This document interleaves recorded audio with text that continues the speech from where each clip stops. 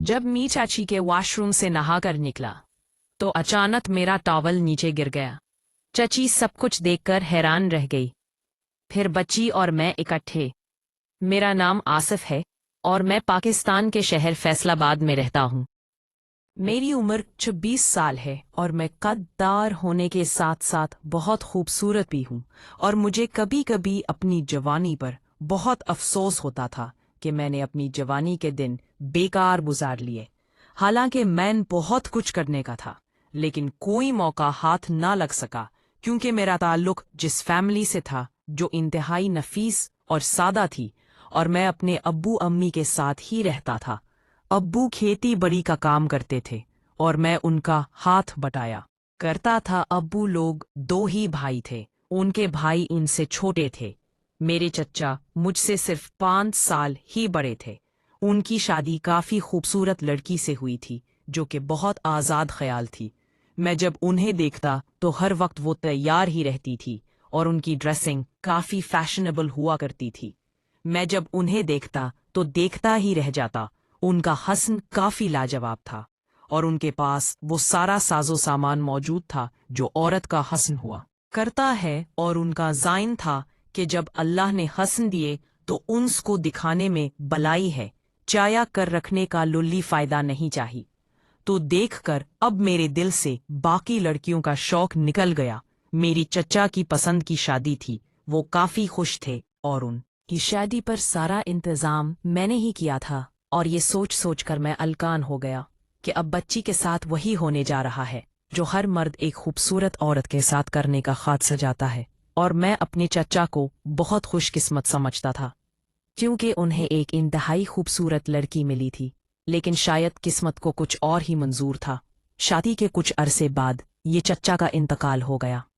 चाची उनके जाने के बाद काफी सदमे में थी और अब वो काफी उदास भी हो गई थी और मैं उनका दुख समझ सकता था क्योंकि अब औरत का मर्द के बगैर जिंदगी गुजारना कितना मुश्किल होता है, क्योंकि मैं भी तो औरत के बगैर जिंदगी गुजार रहा था। अब अम्मी अब्बू ने फैसला किया कि बच्ची अब से हमारे पास ही रहेगी, इसलिए हमने अपनी घर के ऊपर वाले पोर्शन की सफाई की और बच्ची का सारा सामान इस पोर्शन में शिफ्ट कर दिया ताकि बच्ची आराम से रह सके। और बच्ची ने भी हमारी बात मान ली और वही चाहती थी कि वो आने वाली जिंदगी में हमारे साथ ही गुजारे क्योंकि हमारे घर के हालात काफी अच्छे थे और चच्ची अपनी सारी जिंदगी अच्छे से गुजार सकती थी। चच्ची ऊपर वाले पोर्शन में शिफ्ट हो गई।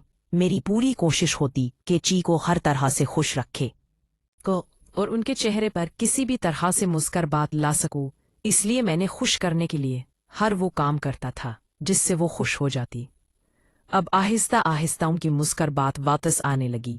मैं कभी कभी ये सोचता कि चची ऊपर अपने शौहर के बगैर इस तरह से कैसे जिंदगी गुजार सकती है, क्योंकि ये काफी मुश्किल काम था और उनकी जरूरत अब पूरी नहीं हो सकती थी और उनकी तलब भी पूरी नहीं हो सकती थी। लेकिन मैं ये सोचता था कि क्या पता ची सब से काम लेती हो, लेकिन मैं खुद के कभी खुश नहीं कहा हो। मैं खुद से कहा और ना कह सकता था। एक दफा मैं नहाने की तैयारी कर रहा था कि अचानक पानी खत्म हो गया। मैं काफी परेशान हो गया क्योंकि मुझे काम के लिए जाना था। फिर मेरे जहन में आया कि बच्ची के रूम में जो वॉशरूम है वहां पर मोटर का बटन मौजूद है जहां से पानी का इंतजाम हो सकता है। मैंने बच्ची को अपनी परेशानी बताई तो कहने लगी उन्हें कोई मसला नहीं है, कोई उनके वॉशरूम में आखा नहा सकता है। मैंने ये सुना तो अपना तो लिया, लपेट कर ऊपर चलाया और बच्ची के वॉशरूम में चला गया। वॉशरूम का लॉक खराब था।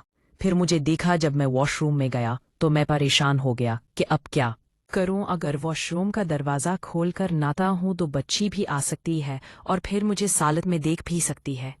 इसलिए मैंने बच्ची का रूम के दरवाज़ा बंद करना चाहा। फिर ये देखकर हैरान था कि उनके दरवाजे का लॉक नहीं था और मेरे पास अब कोई रास्ता भी नहीं था। इसलिए मैंने दरवाज़ा वैसे बंद कर दिया और वॉशरूम में नहाने लगा। मैं जली जली से नहा रहा था ताकि काम के लिए निकल सकूं। जब मैं नहाकर बाहर ताकि काम के लिए निकल सकूं। जब मैं नहाकर बाहर निकला तो बच्ची के रूम का दरवाज़ा खोला था और चची बाहर से अंदर आई और मैंने शर्माकर अपनी नज़रों को नीचे कर दिया। लेकिन ची का रिएक्शन कुछ और ही था। वो मुझे तौलिया में देखकर हंसने लगी और मेरी तारीफ करने लगी कि काफ़ी ज़बरदस्त बॉडी है तुम्हारी। अचानक की तौलिया जो मैंने लिपटा हुआ था फटाफट से खोल गया और ज़मीन पर गिर गया। میں نے اپنے ہاتھ سے اپنی جگہ کو چھپانا چاہا، پھر ناکام رہا جبکہ بچی نے مجھے دیکھ لیا اور ان کے منہ کھولے کا کھولا رہ گیا۔ وہ میری تعریف کرنے لگی کہ میری باڈی کے ساتھ ساتھ باقی چیزیں بھی خوبصورت ہیں۔ میں ان کا مطلب سمجھ گیا۔ وہ کہنے لگی کہ میں اپنا ہاتھ ہٹا دوں، مجھ کے جا رہا تھا، لیکن وہ کہنے لگی میں نے اپنا دوست ہی سمجھو، پریشان نہ ہوں۔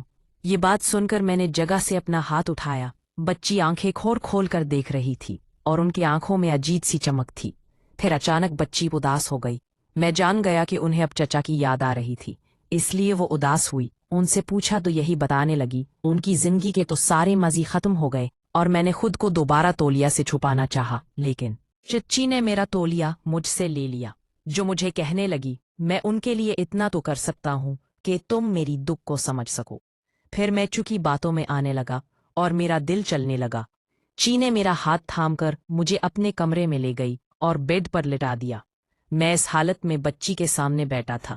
پھر وہ کہنے لگی کہ وہ انہیں ایسا مزہ دے جس سے وہ زندگی کا تمام غم بھول جائے، اور اس کا حسن بھی مجھے دکھائی دینے لگا اور وہ کام کرنے لگی۔ اس کے ساتھ ہی میری سانس تیز ہونے لگی۔